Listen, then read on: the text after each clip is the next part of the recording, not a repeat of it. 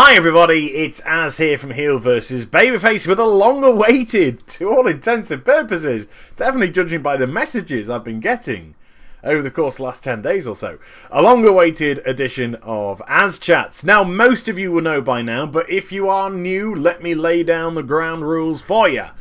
AzChats is more of a podcasty type of a video as opposed to a feast for your eyes. This is me caressing and foreplaying with your ears.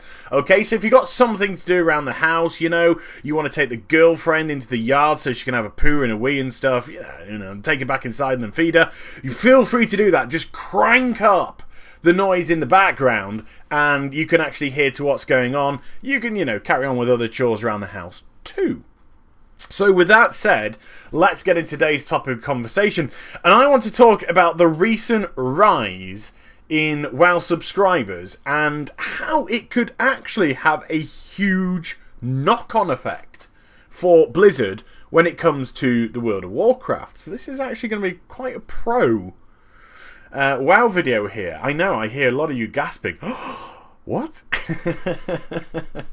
Now, I did a short but sweet video when Blizz announced their Q4 earning call for 2013.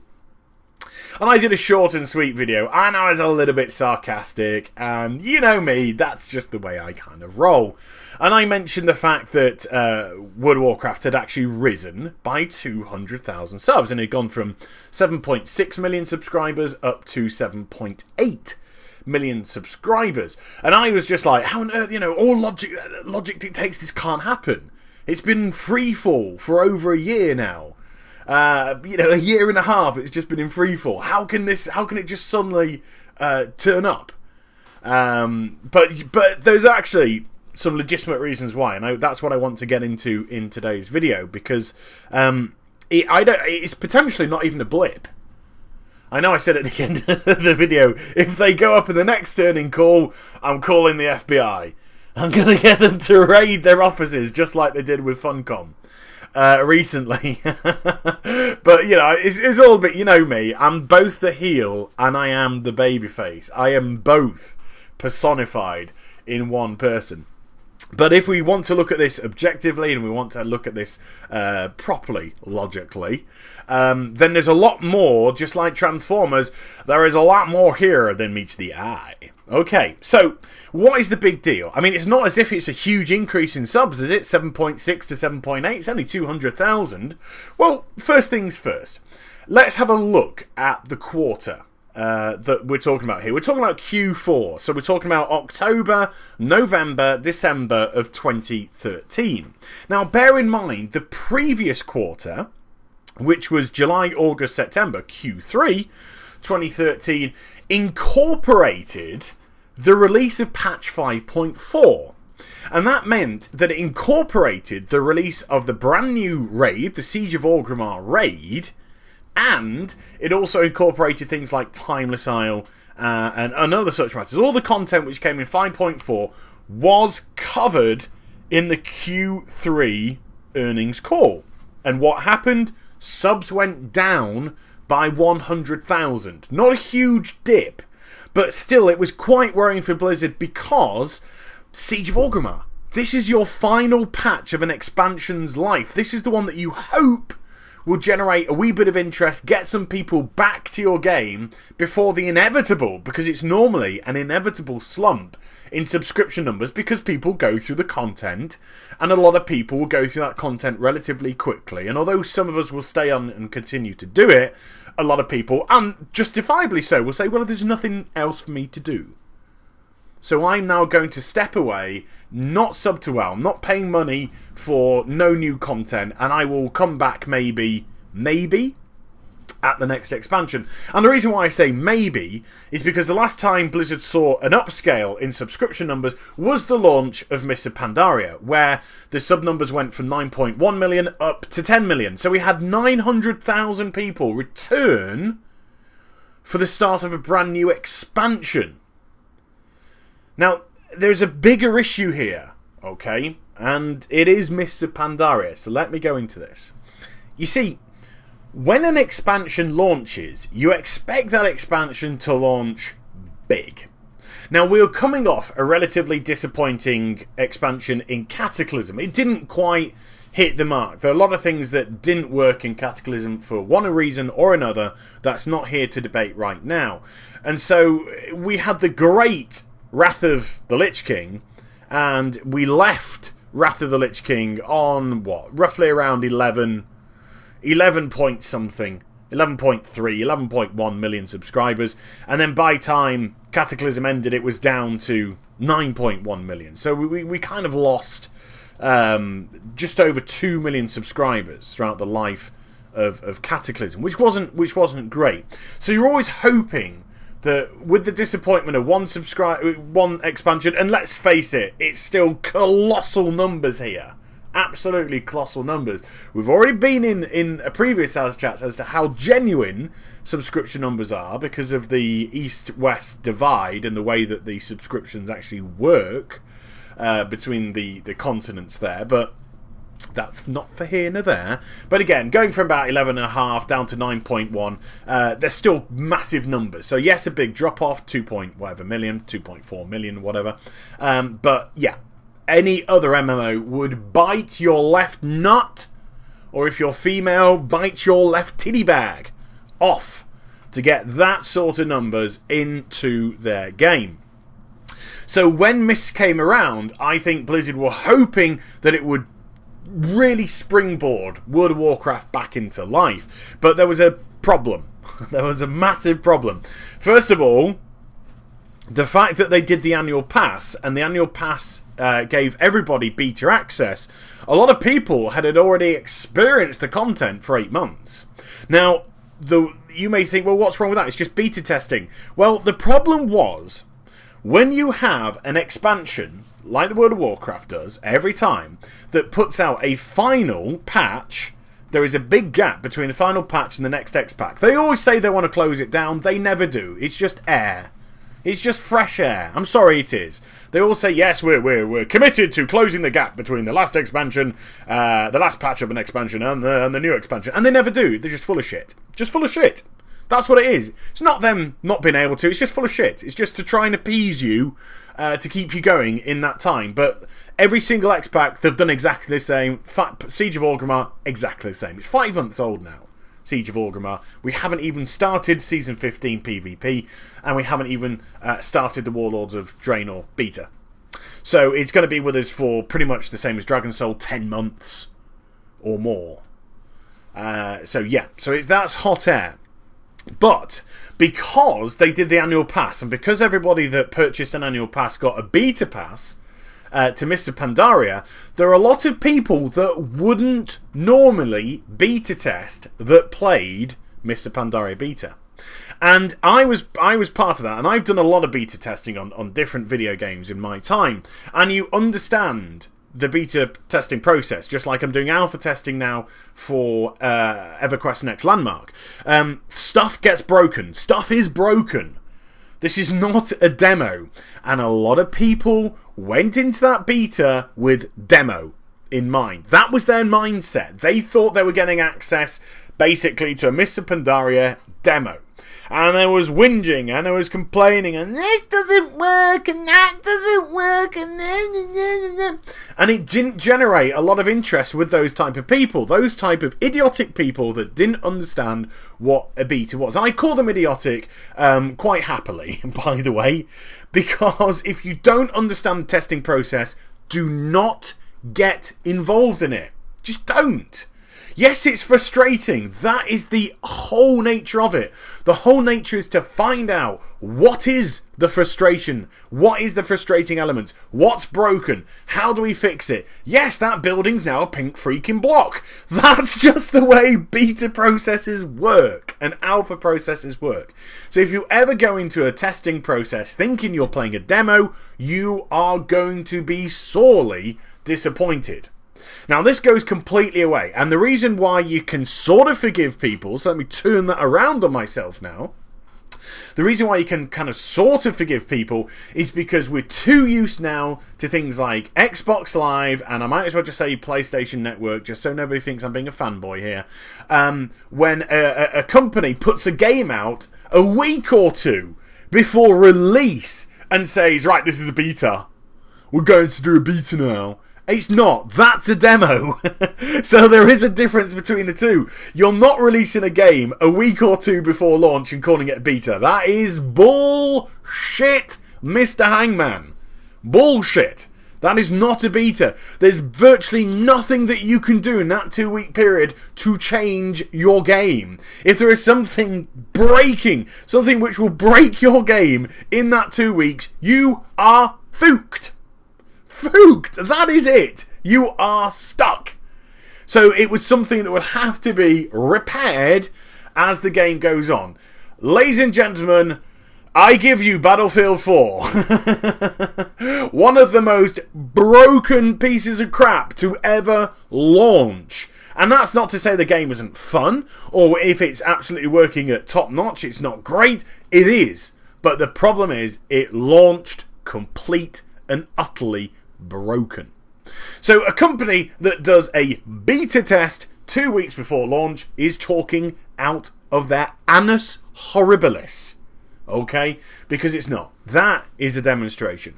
But something that's 8 months, 10 months before the launch, and it comes out and says, this is a beta, well, hell, it is a beta. Because this company is looking to identify problems and resolve the problems. It's also looking to tweak classes and all that kind of jazz. That is the nature of it. So I think Mists did lose a lot of interest with people because of the open beta testing process, because of all the people that bought the annual pass, and the vast majority of them went in to start with. If you were at the beginning of the Mist beta, it was saturated head to toe with people. By the end of the beta process, it was a ghost town.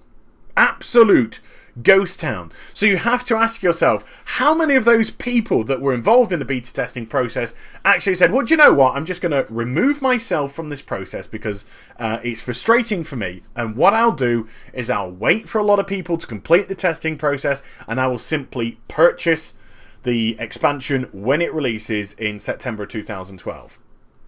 How many people did that? And how many people just went, well, fuck this, and just left? Because that's the nature of what most people do nowadays. And I'll tell you what, I personally believe more people went and then left, as opposed to let me just take a step back and let people do this. This is not my bag. This is not my remit. I will come back to this expansion when it's fixed and it comes out ready for everybody. So, when Mr. Pandaria launched and subs went up by 900,000, I personally believe that wasn't a great result for Blizzard. I personally think they were hoping a lot more people were going to come back than just 900,000. Brand new X-Pack in a game that's getting on in years. It's advancing in years. Yes, it once was Scarlett Johansson. Now it's kind of like Scarlett O'Hara as she would be now, instead of Gone with the Wind. You get my drift. It's an aging game that was looking as if it was aging. I'm not bringing Warlords in just yet. Hold your horses, people. Okay, so that, and then you couple that on top of the lukewarm reception that Mr. Pandaria got at BlizzCon, means that there's not a great amount of interest there. Okay, people are sort of like umming and ahhing, and we saw exactly what we saw over the course of next year. Subscriptions over the course of the next 12 months went into freefall, and Blizzard went from 10 million down to 7.6 at its lowest. Prior to the latest earnings call, World of Warcraft was at its lowest number of subscribers since something ridiculous like 2007. Which is, wow, unbelievable. And then we got this slight up curve of 200,000 to 7.8. So we really have to analyse exactly how this came about. How does a game that is in free fall of subscription numbers suddenly turn up, suddenly curve up in numbers? And I'm taking all cynicism off the table here. Like I said, I'm not getting involved with the breakdown of subscription numbers between the East and the West and how it works and all that kind of stuff, because allegedly Blizzard said numbers in the East have gone down further, but numbers in the West have actually risen. And if we are to take them at their word, let's just take it as gospel for now. They're not EA.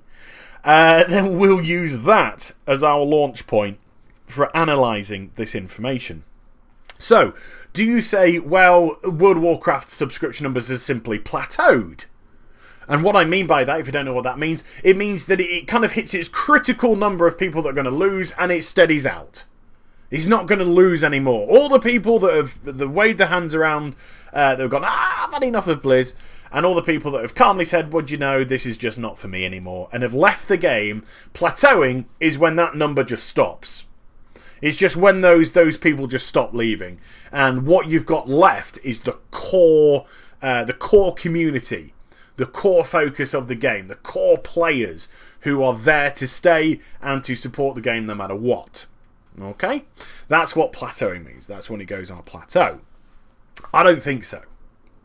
I genuinely do not think so. I think there was far more potentially to be lost. Genuinely, not in a nasty way. I just think that if let's say 5.4 didn't live up to its expectations, I mean, the raid is great. Siege of Orgrimmar raid is great. Because we have to do it so often, yes, it does get a little bit monotonous and boring. ICC did. But now we look back at ICC with these rose-tinted specs of how amazing it was. And it was amazing. And I have I've no doubt whatsoever, I have every confidence that we are going to look back at Siege of Orgrimmar in 2 years' time and say, oh, man, that was an awesome raid. Fantastic bosses, great mechanics, great fun. No doubt whatsoever. So I think Siege of Orgrimmar was a fantastic raid to do, and I've now done most of it on normal. Never mind, you got a bit annoyed with that yesterday. Okay, so we'll look back at that. So Siege of Orgrimmar did its best, but they still lost 100,000 subs with its launch. So something happened in Q3. Something happened in October, November, and December that caused an upturn. And I'll tell you one thing. In October, I bet you anything, I will get any money out of my wallet, my credit card, my bearer bonds, which I don't have any of, my friend's house, I'll nick his house keys, I'll put them in there. But I bet you anything that the World of Warcraft lost subscription numbers in October of 2013. The month for me that everything changed was November. And the reason why, well, we don't have to work this one out too soon, do we? It's BlizzCon. BlizzCon had changed everything. I left BlizzCon, I had a virtual ticket, and I left BlizzCon feeling very upbeat, very excited. I told you the story. I'll paraphrase it for people that haven't heard it, but some of you have heard it before, so I'll paraphrase the story really base. But when I watched BlizzCon for the Mists of Pandaria launch, where they announced Mists of Pandaria, and you always have the two and a half minute intro video, and the Mists one was like a minute and a half, a minute 15 seconds of all the stuff which has already gone by. And it was like a minute 15, halfway through this goddamn release video, trailer video, that we see our first fucking Kung Fu Panda drop in and go, oh, look, there's Jack fucking Black. And I was just like, oh, God, what is this? It was just like, my heart just sank into my pit of my stomach. It was just like, oh, woe is me, for I am undone. And that was my reaction to Mr. Pandaria. It hasn't changed too much. We all know that. But that was the issue. The fact that BlizzCon didn't generate the interest. A lot of people were like me. They genuinely were. A lot of people thought like me. They were sort of like, what? They were like that.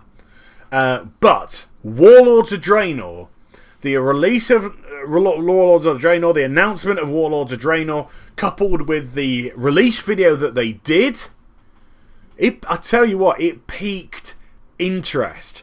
I was live streaming at the time, and I was actually the third largest WoW streamer during BlizzCon 2013. At the announcement of Warlords of Draenor. You had all these lovely people in their suits and their expensive studios that they'd compiled to just do this. And there was little old me with a picture of Garrosh in 1080. Admittedly, it was in 1080. Just a picture of Garrosh on my screen and nothing else but my dulcet tones talking to you about the announcements being made. And I was third. I had 1,400 people 1,400 and something odd people listening to that announcement. People wanted to know what was going to happen to the World of Warcraft, and we were not disappointed. Warlords of Draenor clearly hit the mark. It absolutely hit the mark. So you get some of the haters that went into the forums and start, it's fucking orcs again, and all that kind of stuff. Well, they're entitled to their opinion, absolutely, but they're in the minority. Remember, the people that post on the forums are the minority. The vocal are the minority. The vast majority of people just sit back. Now, I'm not saying they have a different point of view to the person that posts in the forum, but they legitimately just sit back. So you could have something that has 100 people that like it, one person that dislikes it, but that one person that dislikes it, that's the person that posts on the forums. The other 100, they're just quite chill. They're just like kicking back, you know, smoking a pancake, crapping a bong, and all that kind of stuff. But it's the one person that gets vocal and they go and people say, oh, it's not getting a good reaction. Bullshit. Bullshit. The Warlords of Draenor got a phenomenal reaction from the community. First of all, we were going to see some of the, the greats. Garrosh. Kind of, we're going to see, well, I don't think we are going to see Garrosh in Warlords of Draenor for all intents and purposes, but yeah, okay. We're going to see people like Durotan and Gromash and Kargath and Blackhand and Kilrog and all that kind of jazz, So we're seeing some of the great villains, inverted commas, the great villains of days gone by. We're going back to Outland, but Outland's reborn. Because we're going to go back in time, and Outland is no longer Outland. It is the proper planet. It's the full planet Draenor. It appealed to people. It really did appeal to people. We're going off-world. We're going away from Azeroth. We've been on Azeroth for a long time now. Just in the nicest of ways, we're getting a little bit tired of Azeroth. Yeah? We need a break from Azeroth. So we're going off-world. We've got a whole new world to explore. Not Outland 2.0, as some cynics would say. And I'm a cynic, and even I'm saying, you call it Outland 2.0, you're missing the point completely. So what BlizzCon did, what that November in 2013 did, was it gave hope to the World of Warcraft community. I tell you what, it filled me full of hope, and I still have that hope. I am chomping at the bit to get my grubby little hands on the Warlords of Draenor beta. I simply cannot wait to do so. And I reckon the community has the same opinion as me. I reckon the vast majority of the community is desperate for Warlords of Draenor to be a success. We've had the disappointment of Kata. We've had the disappointment of Mr. Pandaria. Make no bones about it. Whether you liked it or not and you're still playing it is irrelevant. The fact that it lost nearly a quarter of its subs meant it didn't go down well with a lot of people. Some say it's the age of the game. I don't believe that. Some people say MMOs are dying. I don't believe that. I think there is still a huge gap in the marketplace for an MMO RPG, and WoW have been holding on to that for 9 years. Everything else has come and gone. We've got more to come. We've got EverQuest next. We've got Elder Scrolls Online. We've got WildStar. We've got all these others that are coming. Are they going to dethrone WoW? No. I don't think any of them are, because I think WoW is the ultimate. It is what everybody aspires to in an MMO now. And that's because Blizzard, over the course of the years, have taken all the elements of the great RPGs out there, all the great MMOs, and put them all into their own game. They've picked and they've sliced and they've hacked away at other titles, and they've created what we have now in the World of Warcraft. And with the updating of character models and the fresh life that's going to give the game, there is still a huge gap in the marketplace for an MMO RPG, irregardless of whether or not you believe in a subscription-based system or a free-to-play system with microtransactions. That is absolutely irrelevant. The community simply wants the World of Warcraft to be numero uno still, to retain that top spot, to get behind Blizzard, to get behind their product and play an expansion that's going to revitalize their own feelings about the game. Now, we don't know if these great noises, and I'm not going to repeat myself over and over, I've said it in so many other videos, you can go back and watch some other AzChats, but I have said it in so many other videos, the noises that are coming out of Warlords Draenor sound awesome. They sound really, really good. How they translate into practice, we won't know until the beta. Or if you're going to bypass the beta and just purchase the expansion outright, that's when you'll get to see whether or not your payoff has been worth it. But this is why the World of Warcraft has gone up by 200,000 subscribers. It's not fluke. It's not an upward turn that Mr. Pandaria has done anything good. No.